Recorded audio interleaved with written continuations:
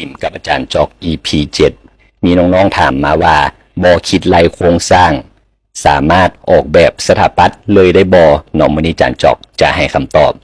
ก็คือสำหรับสถาปนิกแมนจะต้องมีความรู้พื้นฐานเนาะย้ำว่าพื้นฐานทางด้านโครงสร้างเส้นช่วงเสาขนาดเสาขนาดคานเท่าใดเพื่อมานำใช้ในการออกแบบยกตัวอย่างว่าถ้าสมมุติเขาออกแบบแล้วเขาวางเสาว่าเป็นระบบประมาณนี้การคิดลายโครงสร้างมันก็จะมีความซับซ้อนหลายขึ้นเนาะและก็จะเห็นให้แบบมีความเป็นไปได้ยากเพราะฉะนั้นเขาต้องเบิ่งเส้นช่วงเสาสมมุติช่วงเสายาว10 เมตรสามารถให้วิศวกรลายโครงสร้างช่วง10 เมตรนี่เป็นไปได้บ่เขาต้องรู้ในใจแหละเนาะว่าอาคารดังกล่าวเป็นไปได้ตัวอย่างการวางเสาคือกันเนาะสมมุติอาคารบางห้องช่วงเสาบ่คือกันบ่ซื้อกันคานบ่ซื้อกันมันจะก้าวไปถึงการคิดไล่มูลค่าก่อสร้างสมมุติเสาช่วงเสาบ่ซื้อกันมันจะเห็นให้ระบบคานเพิ่มขึ้น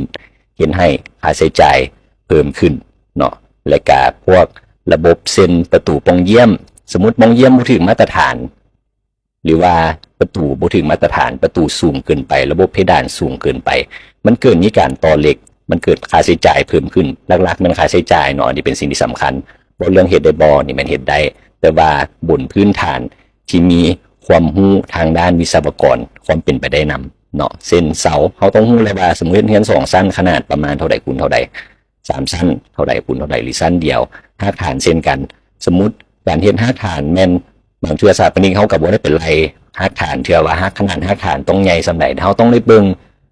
ไปสำรวจพื้นฐานเช่นว่าดินดังกล่าวเป็นดินประเภทใดเป็นดินอ่อนหรือว่าเป็นดินทุ่งนาเป็นดินแข็งเนาะสมมุติตัวอย่างเฮ็ดเฮือน1สั้นเฮือน2สั้นเฮาขุดหน้าดินลงไปประมาณ1.50 หรือ2 เมตรอันนี้ก็ประมาณซะได้แต่เวลาไปเฮ็ดตัวจริงแล้วการได้โครงสร้างจะต้องได้เจาะดินเพื่อมาไล่โครงสร้างจบดีเนาะเพราะฉะนั้นการออกแบบสถาปัตย์แม่นต้องมีความรู้พื้นฐานทางด้านโครงสร้างก่อนจึงสามารถออกแบบได้เนาะสนใจเรียนรู้เรื่องBIMสามารถติดต่ออาจารย์จอกได้กดที่ลิงก์นี้และอย่าลืมกดไลค์กดติดตาม